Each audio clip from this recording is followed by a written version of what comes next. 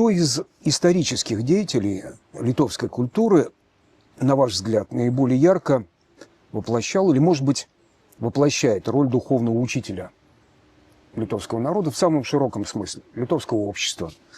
Какие их конкретные произведения или, может быть, конкретные действия стали духовными ориентирами для литовского общества, с вашей точки зрения? Ну, во-первых, надо определить, что такое литовский народ. И тут существует две концепции, две парадигмы, которые не покрываются полностью друг с другом. Как известно, в конце XIX века и в начале возникло движение возрождения литовского языка, литовской культуры, борьба позже за политическую независимость. И, в общем-то, выдающиеся деятели этого движения, они сосредоточились вокруг таких изданий, как газета «Аушра», потом «Варпас». «Аушра» — это «Восход», «Варпас» — это «Колокол», как Герцена. Вот. И все это началось в Малой Литве, на территории Пруссии, потому что в это время Литва была частью оккупирована, или после раздела Польши отошла к Российской империи. В 1856 году было запрещено пользоваться латиницей, как для поляков, так и для литовцев. И, в общем, но литовцам можно было пользоваться кириллицей, кстати. И какие-то школы организовывались. И вот тогда возникло это движение за возрождение. Почему в Литве надо было бороться за возрождение литовского языка? И здесь мы входим, значит, в такую мета-историю нашего большого очень региона. И это касается истории Великого княжества Литовского, Русского и Жемойцкого. С XIV века, когда была подписана Кревская уния, и когда Литва, как последний народ в Европе языческий, крестилась и получила крещение от поляков, хотя православная митрополия появилась здесь на 70 лет раньше, и то есть у Вильнюса был выбор стать православной митрополией или католической, и выбор пал на западный путь развития. И таким образом, ну тогда, естественно, официальным языком Европы была латынь, а в Великом княжестве Литовском своей письменности литовской, как известно, не было. Первые тексты на литовском языке были созданы в основном протестантами. И то в Кёнигсберге. Это Мажвидас, это Даукша, это Раполёнис. И это были в основном протестанты. И потом, когда... Это 16 век в основном. И потом, но когда польский язык, на польском языке шляхта и магнаты Великого княжества просто начинали говорить, потому что польский язык был воспринят как язык, во-первых, костела, церкви, и как язык культуры. По мнению жителей Великого княжества Литовского, более высокой, ну, потому что они были уже христианами до того, с X века, а Литва только-только стала и вступила, так сказать, в семью европейских католических народов. И вот уже с конца XIV века начинается медленный процесс полонизации верхних слоев литовского общества, а в польском понимании, скажем так, народ, это шляхта, это свободные люди. Крестьяне, крепостные, особенно народом, не считались. Вот. Вот в Rzeczy Посполитой, в Польше, да и здесь, шляхта составляла 10%. Это очень высокий процент. Вот. И, безусловно, еще со времен Миндаугаса здесь были пленники из Польши, потому что постоянно, значит, совершались набеги. И некоторые ученые основывались на том, что потомки нынешних поляков Литвы – это, значит, потомки вот в основном вот этих пленников. Хотя наука говорит о другом. Возможно, кто-то был, но они были пленники, у них не было статуса. чтобы кто-то воспринимал их язык, в то время как после унии польский язык стал распространяться. И вот, но языком канцелярии великих князей, которые женились на православных княжнах, там, из Витебска, еще откуда-то, вот,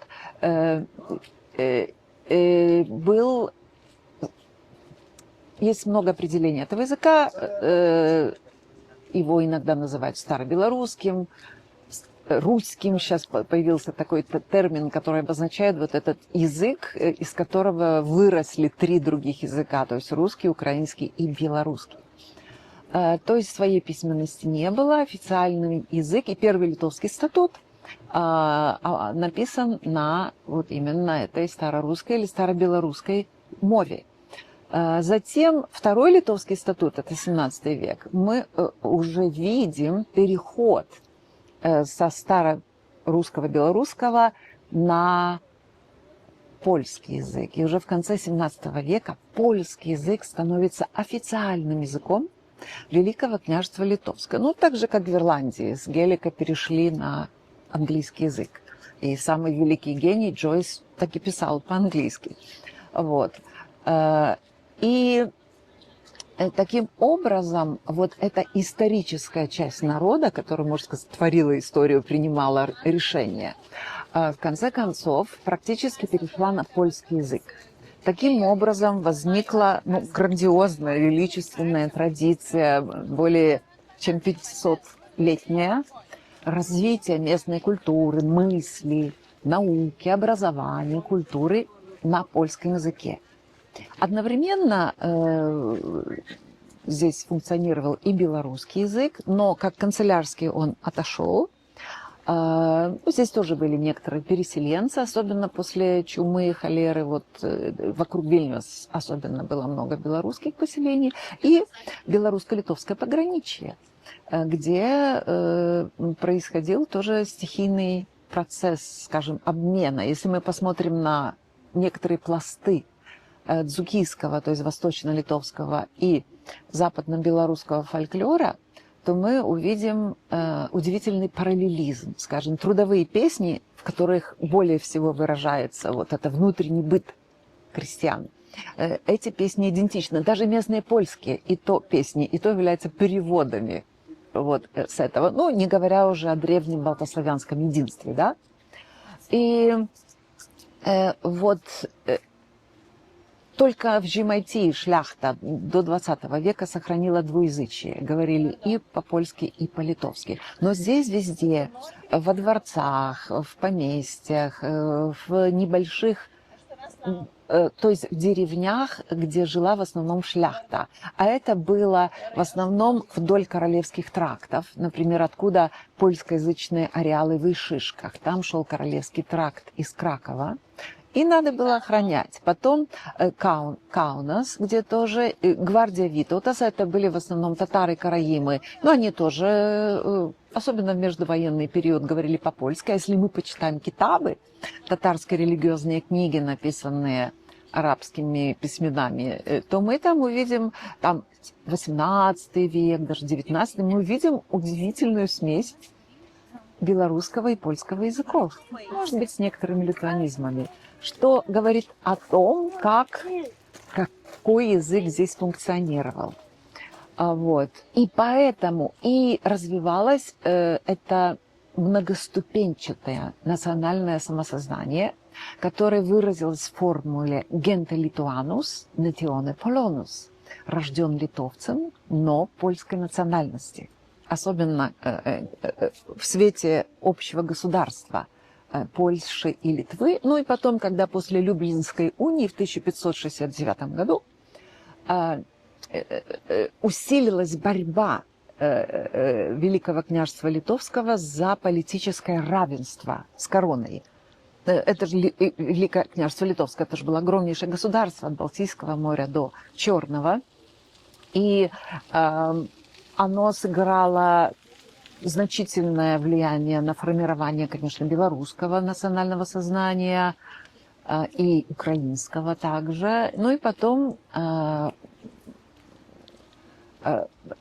произошел раздел, И вот некоторые историки, вот, например, выдающийся историк современности, профессор Альфредас Бумблаускас, особо, то есть в литовской историографии принято считать, что до восстания Костюшки еще была кое-какая государственность литовская, хотя больше всего обращают внимание на времена Миндаугаса, Витаутаса, когда были великие князья, когда княжество было огромным. Потом, с точки зрения литовского, нынешнего национального сознания, основанного на почве и крови, и на языке, эта самостоятельность терялась, и уже до написания Конституции, которая была, в общем-то, одной из первых вообще в Европе и в мире. После этого и после восстания Костюшки наступают как бы темные века, средневековья, то есть нет ничего. На самом деле, вот и Бумблаускас, и другие историки польские отмечают, что решение было принято на равных 6 голосов и 6 голосов. То есть они считают, что то, что литовские, скажем так, политические деятели тех времен приняли участие в создании этой конституции, и там были очень большие реформы, и уравнивались в правах граждане, это перекинуло мост. Это была такая арка, скажем, которая это помогло сохранить литовцам свое национальное самосознание и волю к собственной государственности и независимости. И вот уже, если возьмем XIX век, преподавание в университете, это все на польском языке, эпоха романтизма, кто у нас тут самый великий поэт? Адам Мицкевич, который родился на территории современной Белоруссии. Белорусский он знал, даже распевал песни со студентами, вот здесь бродя где-то в этих вот краях, с филоматами и филаретами. Литовского он не знал. В одном из писем он признавался, когда он был в изгнании в Москве, он писал, что вот был вечером у Козловских какие-то его знакомые, и там пели по-литовски. И он пишет: я литовского не знаю, но душа чувствует, сердце знает свое родное. То есть он ощущал огромную любовь к литовской истории, что отразилось, естественно, в его поэмах, Конрад Валенрод и других. Ну, естественно, его самое культовое, так сказать, известное, то, что изучается, по-моему, до сих пор во всех польских школах и в Польше. «Литво, отчизну мою, ты есташ як здоровье». Литва, моя отчизна, ты как здоровье. Только тот поймет, кто здоровье потеряет. Какая это потеря. Кстати, литовский гимн, написанный Кудиркой, Винцесом Кудиркой, нашим национальным героем, в конце XIX века начинается «Летува тевине мусу». Литва наша отчизна, да, и тут, конечно, прослеживается какая-то нить, да, преемственности. Так вот, когда да, еще один герой – это епископ Мотеис Валанчус в Жемайтии, который тоже был одним из вдохновителей такого явления, как книгоноши. Это из Малой Литвы доставлялись книги на литовском языке, и в этом участвовали очень многие люди, разных, так сказать, в том числе и крестьяне, что оказало огромное влияние, опять-таки, на пробуждение национального сознания, но во дворцах, в шляхетских там поселениях, в городах все говорили по-польски. Ну, там в каких-то крупных дворцах еще и по-французски, понятно, как и в России тогда вся аристократия говорила по-французски. И вот, а по-литовски говорили в основном крестьяне и некоторые интеллигенты, у которых было вот это национальное самосознание. И когда уже это стало просыпаться в конце... и Валанчус, я закончу, он еще начал движение за трезвость, потому что концессия на алкоголь была у высших слоев. Владельцами в основном питейных заведений часто были евреи, что тоже могло вызывать, так сказать, очень противоречивое отношение вообще ко всем евреям. И, ну и, в общем-то, все эти люди пытались продать алкоголь и спаивали крестьян. Матеуш Зваланчус начал движение трезвости.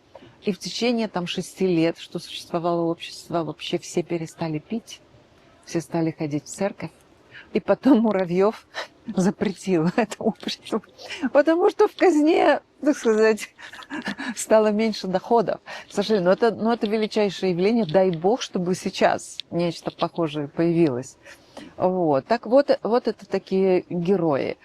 И когда в конце XIX века вот появились издания, появилась воля вот, к национальному возрождению, к огромнейшему сожалению, вот жители вот этих поместий и этих вот городов в основном не поддержали литовского национального возрождения. Были очень обидные лозунги, ну, что Бог, Господь Бог по-литовски не понимает, и все такое прочее. Потом уже в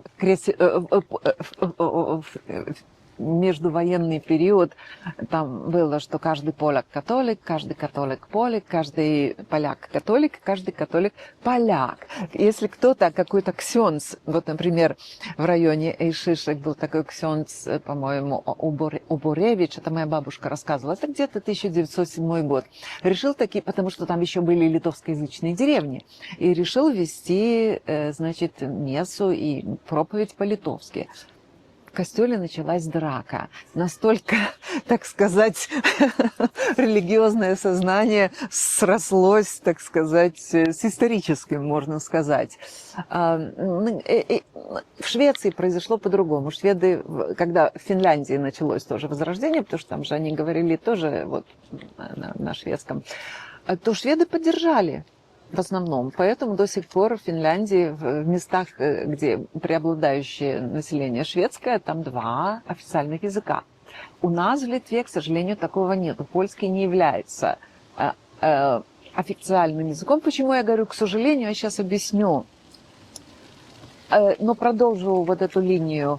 И вот это литовское национальное, поскольку поляки отринули, а это основная культурная, образованная часть, которая, ну, тогда политических решений невозможно было принимать, потому что это была оккупация, но тем не менее, это, так сказать, круги влияния, они не поддержали. Ну, был Будуэн де Куртуне, конечно, великий ученый, который изучал литовский язык, поддерживал. Мыштович, там другие вот такие выдающиеся деятели. Сам Мицкевич, в его музее в Париже сохранилось его рукой записанные 11 литовских народных песен, которые, по-моему, исполнял учитель его детей, который был из Жемайтии. Тоже шляхтич, но пел по-литовски. И он с огромной любовью это документировал и записывал. Вот. И сами литовцы, ну, это понятно, чтобы отделиться и утвердиться, они должны были от кого прежде всего? Встать в оппозицию к кому? К полякам, к русским. Ну, белорусы не являли такой конкуренции, поэтому с белорусами хорошие отношения. Евреи – это была отдельная совершенно группа, говорящая на другом языке. Но, тем не менее, ну, тоже не литовцы. И вот видение будущего Литвы вот у тех, кто создавал национальное возрождение, оно было моноэтничным. И оно как бы отсекло вот всю эту многокультурную традицию Великого княжества Литовского. Поэтому до сих пор не так легко литовскому национальному сознанию усвоить вот дух Вильнюса и всю эту культуру. Это не так просто, потому что парадигма другая. Вот. Как я уже отметила, первоначальная эпоха великих князей, ну, еще туда-сюда до раздела Польши, а потом все. Потом только начинает от Аушра, Варпас, вот этот конец 19 века. И потом, конечно же, период межвоенной Литвы, там со всеми деятелями, Майронис и там Тумас Вайшгантас, вот эти все, так сказать, певцы литовской свободы, самоутверждение литовцев как нации. И вот если мы возьмем, например, Майрониса, как один из таких ключевых фигур, поэт, он написал текст, и есть песня «Тевиня Бранге», песня просто небесной красоты. Вот больше всего это можно как-то ложиться в сравнение. Вот в американской культуре есть гимн, и есть второй гимн «America the Beautiful». То же самое у нас есть гимн и «Летувя Бранги», который начинается «Гради тумано, Бранги тевиня». Шалис курмега, капуаз дедвирей. Прекрасно ты, моя родина, прекрасна своими голубыми небесами и своими героями. И опять же мы видим, вот герои, вот те, которые были очень давно, и красота природы. А что мы видим в четвертом куплете, кажется, в строфе?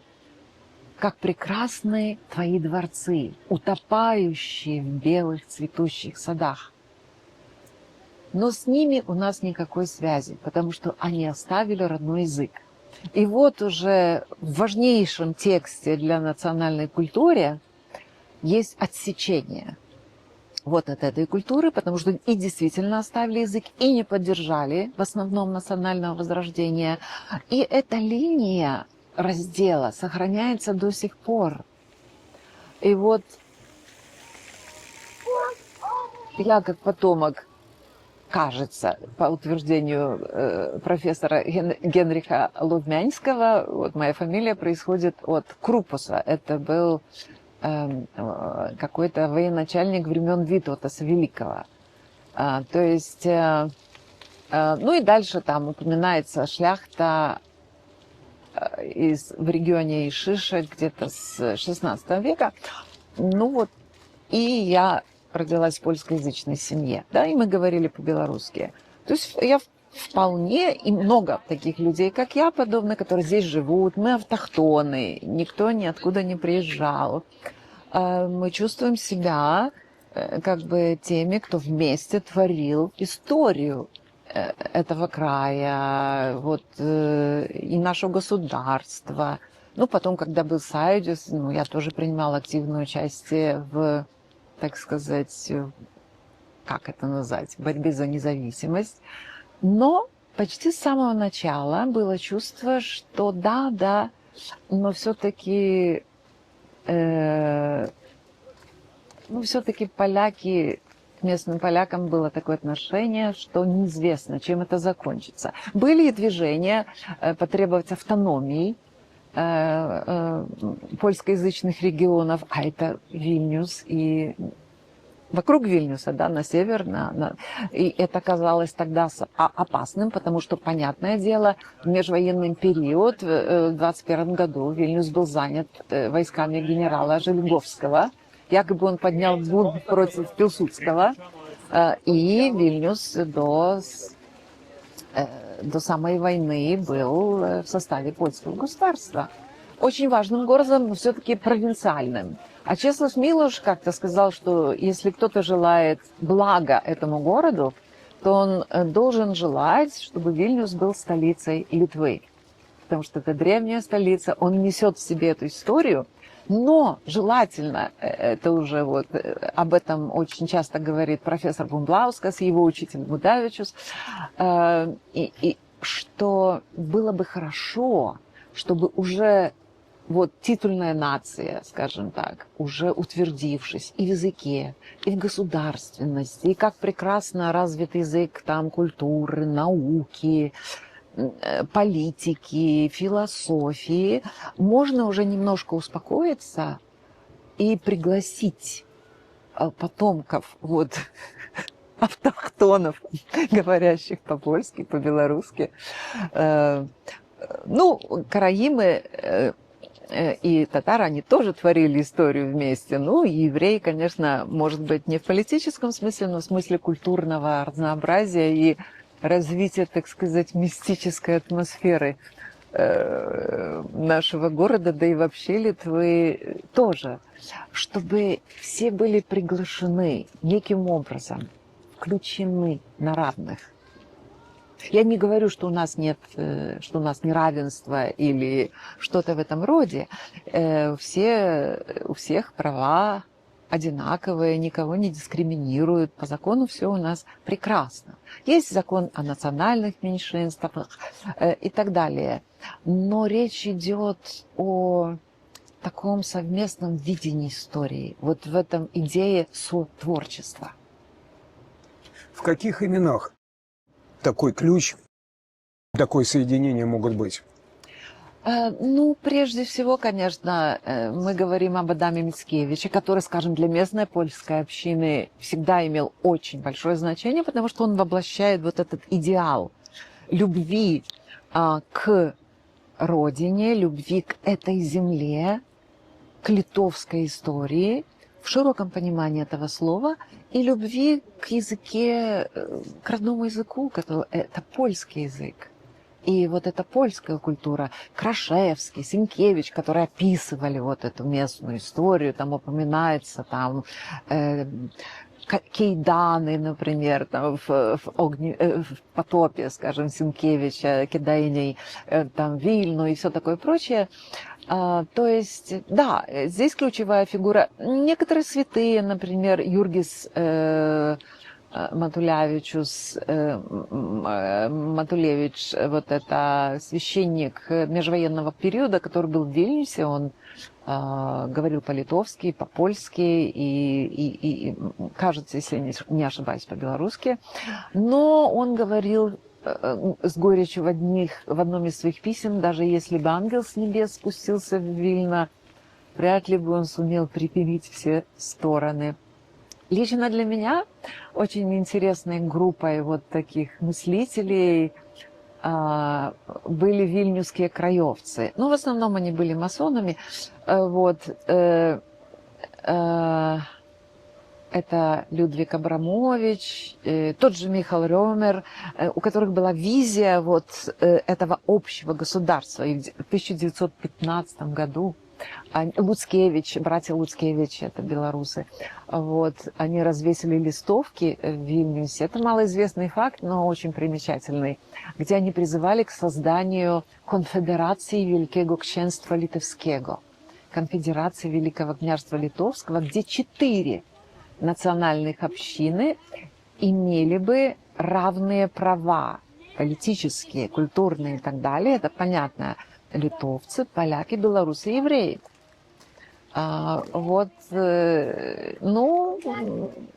Эта идея, конечно, не состоялась. Все разделились на национальные государства. И, наверное, это было правильно, потому что, после стольких лет, гонений, притеснений, но нельзя сказать, что полонизация здесь произошла насильно. С 15 века, 16 это был добровольный процесс.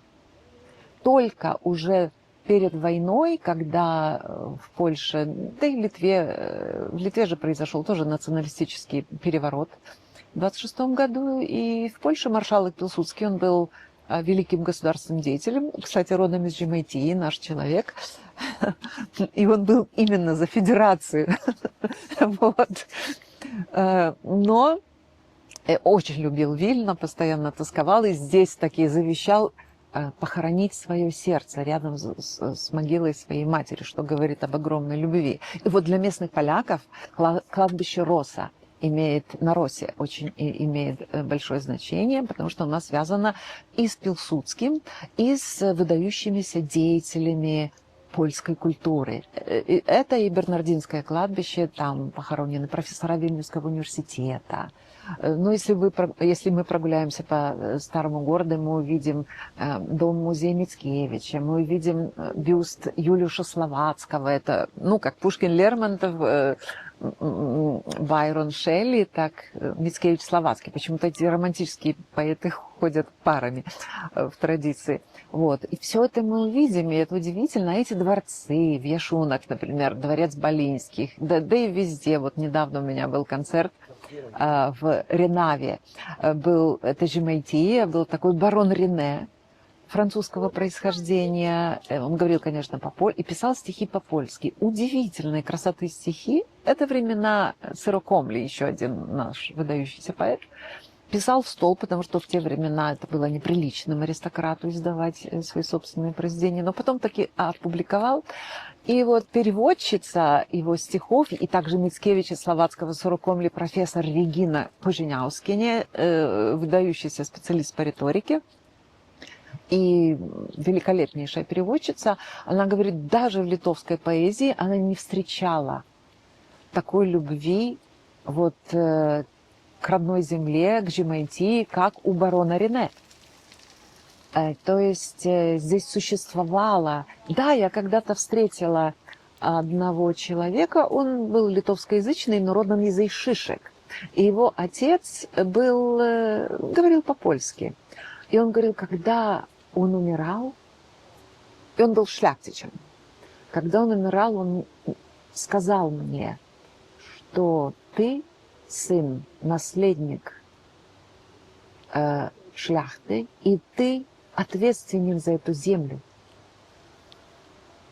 И он говорит, что поляки из Ишишек, как завещал ему отец, ему ближе, чем, скажем, там литовцы из Каунаса. То есть вот это еще сохранение вот этого многокультурного вот этого, и еще их называют старолитовцы. Вот я тоже отношусь к старолитовцам. Ну, вот, в том смысле, что людям, которые хранят традицию Великого княжества Литовского со всем приятием, так сказать, вот, того, что происходит в современности, но с желанием и с пожеланием того, чтобы произошло большее единение. Как вот в эпилоге той же поэмы Мицкевича «Пан Тадеуш». Кстати, называется он «Концерт над концертами». Ну, типа песнь песней, концерт концертов. На этом концерте собирается шляхта. Они там между собой разрешали вооруженным путем какие-то споры. И они помирились. А кто же пел в этом собрании? Пел еврей Янкель. Исторические польские баллады. «Иди, żołnierz, górą, górą lasem, przymierając głodem czasem». И Мицкевич говорит, что он польское як ойчизны кохал. Он любил Польшу, ну, имеется в виду Польшу и Литву, как свою собственную отчизну. И в этом, и там последний аккорд – это «кохаймыщен». Будем любить друг друга. Самый что ни на есть евангельский призыв. Вот это... И, кстати, и в Литве у нас выработалось, ну, удивительно, несмотря на все трагедии, которые впоследствии произошли в 20 веке, выработалась удивительная модель, которую никак не воспринимает Европа. И у нас как-то вот еще не очень. Вот этой совместной любви вот, и ответственности вот именно за нашу отчизну, за нашу землю в согласии и, так сказать, в единении. Вот эта модель выражена у Адама Мицкевича.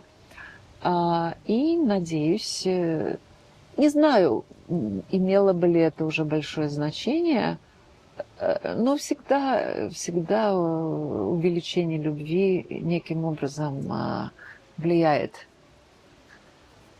После всего, что вы говорите, мне кажется, возникают трудности с идентичностью в этих, в широком смысле, местах. Она может быть очень разная. Я предполагаю. Кто из мыслителей, из творцов культуры, на ваш взгляд, выражал и выражают эту идентичность, пусть разную, пусть всякую, может, соседствующую, может быть, интегральную? Кто? Ну, в свое время и до сих пор очень большое влияние, я думаю, значение имел диалог Чеслава Милоша и Томаса Венсловой. Там же и о поляках, и евреях, о литовцах и евреях, о поляках. Вообще взгляд Чеслава Милоша на вот, Европу отчизн, и он всячески, он польскоязычный тоже потомок вот, Великого княжества с огромнейшей любовью к литовскому языку. Он же цитирует литовские народные песни в некоторых своих стихотворениях. Он пишет о окрестностях Кидайней, да, как о каком-то земном рае, где ветер повеє менющие огороды, як вельки и зеленое море.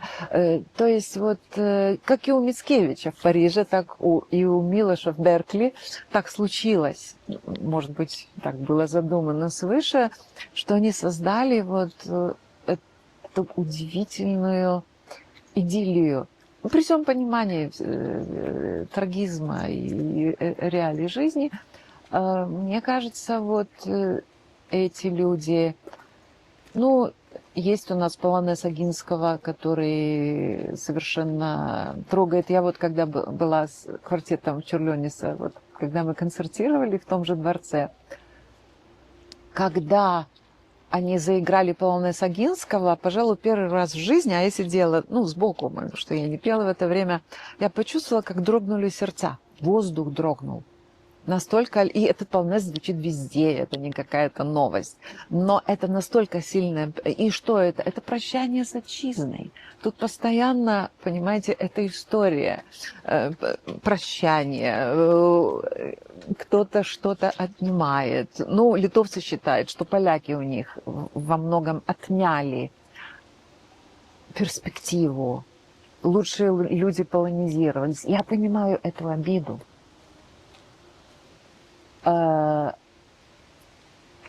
Но так случилось, и что-то с этим надо делать. И лучший выход может быть просто узнать, полюбить. И это делается, издается шикарнейшее, колоссальнейшее издание, скажем, там, баллады и романсы. В переводе той же профессор Коженяускине. Она говорила, что или Кохановскего, это поэт 16 века польский, даже в Польше не издают изданий сейчас вот этих с такой красотой, с таким вкусом. То есть идет вот эта волна приятия, я думаю, это очень обогащает и раскрепощает. Потому что, ну, нечего бояться уже. Так же, как, скажем, в 30-х годах в Тель-Авиве можно, грубо говоря, было получить по морде за идиш. Об этом пишут историки. Потому что евреям в Палестине надо было утвердить иврит. И наш человек, конечно, отсюда, или Элиезер бен Игуда, он принимал самое что ни на есть, который восстановил как бы этот язык, предпринимал самые драконовские методы, запрещал своей жене. Женщины вообще не знали иврита, они на идише даже разговаривали, читали, если были книжки, и пели. Он заставлял бедную свою жену все время говорить на иврите. Она рано умерла, к сожалению, как говорят. Вот. И идиш был отторгнут, это же колоссальная часть истории еврейского народа, был отторгнут как язык гетто, как язык того периода времени, когда евреи находились в униженном и стесненном положении. И только идиш занимает довольно маргинальное положение. Был один журнал, который, кстати, редактором был гений, наш поэт Авром Суцкивер, поэт вильнюсского гетто. А так сейчас есть кое-какие организации, некоторое возрождение есть, но от этого, так сказать, не столь сильно отторгалась сефардская культура. Это и ладино, это и арабоязычные евреи, не столь сильно. Именно идиш, ну потому что Израиль был создан в основном идишистами, ашкеназами. А надо было возрождать новый язык, основанный на библейском, и это была очень острая борьба, в результате чего, например, наш другой поэт и партизан Шмерке Кочергинский, который создал здесь еврейский музей после войны, потом уехал в Израиль. В знак протеста он покинул Израиль, потому что там преследовался идиш. То есть такие процессы, они существуют везде. Ну, я думаю, что вот сейчас в Израиле уже спокойно относятся к идишу, есть и фестивали, есть кое-какие организации и так далее. То же самое, я думаю, ну, только что, конечно же, Польша население в 10 раз больше, и это тоже может вызывать определенные опасения культурной экспансии. Это все понятно. Но, как кто-то говорил, может, тот же Милош или Венцова, что литовцы народ малочисленный, но великий. В поэзии XX века,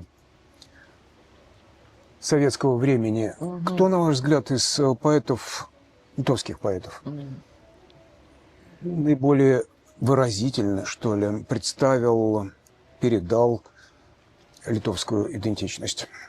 Некоторые считают, и поэт, который имел очень большое влияние и который сейчас вызывает большие там, противоречивые взгляды, это Юстинас Марцинкевичус. Вот. Ну, он хорошо интегрировался, так сказать, в советских структурах, но сколько мог, он вот выражал это национальное сознание, и вот его драмы, там, Миндаугас и там Мажвидас, по свидетельствам вот, очевидцев, вызывала, ну, просто оказывала колоссальное воздействие. Именно потому, что, ну, литовцы старались выжить как могли в советских условиях. Оккупации, да. Да, да, да. И именно он, ну, в Америке жил Бернардес Бражионис, который тоже считается таким вот национальным поэтом. Очень большое влияние и силу имело фольклорное движение. Там, скажем, если там, ну, в России даже и в Польше даже народную музыку использовали как орудие классовой борьбы. Вот.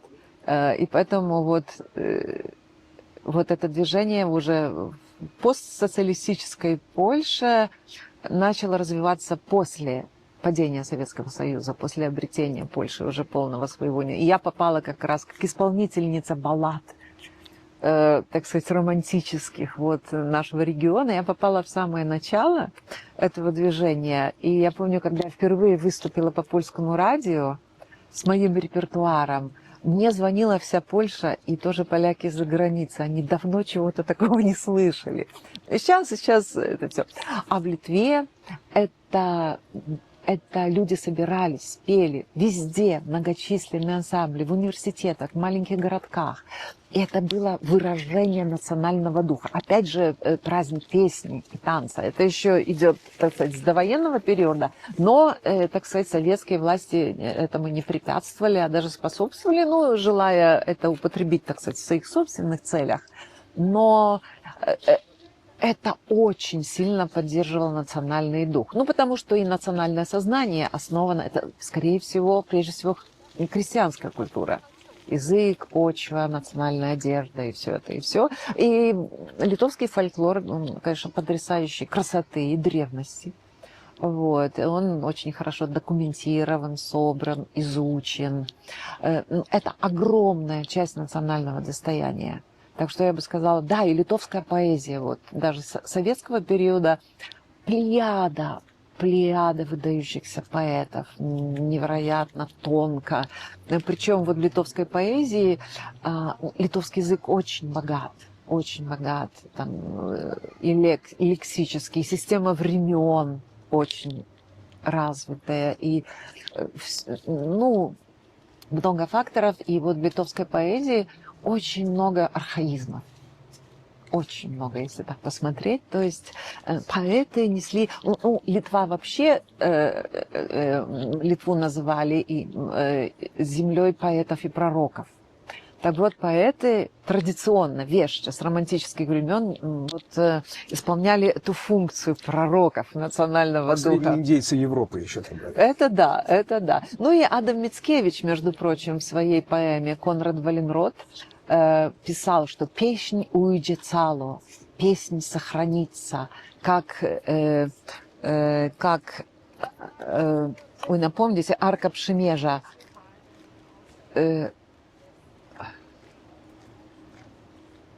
боже мой, Сандрос, скриня. Ну, то, что носили евреи по пустыне. Ковчег. Как ковчег. Песня. Песня, даже сказать. Как ковчег, которая перебрасывает мост от старых времен до новых. И вот эта стихия поэтическая, вот почему, на мой взгляд, субъективный, в литовской культуре, в литературе поэзия гораздо достигла больших высот, чем проза. Потому что очень сильная, мощная традиция, именно поэтическая. А поэтическая, потому что, наверное, песенная традиция. Песенная, да. Что касается «Властителей дум», особенно в Вильнюсе, вот до недавнего времени, и посмертно, конечно, я бы хотела назвать имя удивительнейшего человека, мы его называли небожителем, это Пранас Моркус, Митяня Бутиби, мифологическое существо. Он был литовец, у него были какие-то, может быть, и польские, и еврейские корни, но он был полностью, так сказать, принадлежал литовской культуре. И он был хранителем памяти многокультурного Вильнюса. И не только Вильнюса, и Литвы. И он постоянно генерировал идеи. Вот он был одним из, главным даже, можно сказать, инициатором создания мемориальных, скажем, вот, мест, упоминаний, досок в Вильнюсе. Красивейшая вот в этом плане мемориальная доска, посвященная Мойше Кульбаку и другим поэтам. Именно ему принадлежала идея впервые устроить концерт камерного оркестра в память оркестра гетто. Вот я тоже имела честь выступить на втором концерте вместе с оркестром Святого Кристофора, чтобы вспомнить именно оркестр Вильнюсского гетто под управлением погибшего в последние дни войны Вольфа Друмашкина и исполнителей, певцов, поэтов, композиторов. То есть это было совершенно грандиознейшее явление высокого духа, скажем, вот, в гетто. И многое другое. И многое другое. Вот этот человек, который не только знал и чувствовал эту полифонию, но он постоянно создавал новые идеи, как это можно представить, как это можно выразить. И он также официальное признание получил он довольно поздно. Он был лауреатом премии Ника в России и также здесь в Литве за создание сценария фильма «Экскурсантка». Это фильм, не знаю, все ли смотрели, этот фильм, ну, достоин самых высоких похвал, он очень трогательный. Может быть, его слишком мало знают. Это, кажется, 12-летней девочке, которая была депортирована с родителями и одна вернулась в Литву. И там характеры весьма неоднозначные. Там показаны и местные люди, которые писали доносы на соседей, в результате чего люди уезжали в Сибирь. Также показан там и высокий чин НКВД, который в силу личных обстоятельств не смог ее арестовать, не поднялась рука арестовать, девочку отправить обратно и так далее. То есть тоже показана жизнь во всем ее трагическом многообразии. Так вот, Пранас Моркус, пожалуй, вот тоже такая великая душа, которая сумела объединить. И вот мы все, эти люди, с которыми он общался, это много очень людей, практически вот вся культурная элита, которая была с ним знакома. Он дружил с Томасом Венцловой, по-моему, с другими выдающимися людьми. Вот для меня он вот в духовном смысле вот такое воплощение великого духа Вильнюса.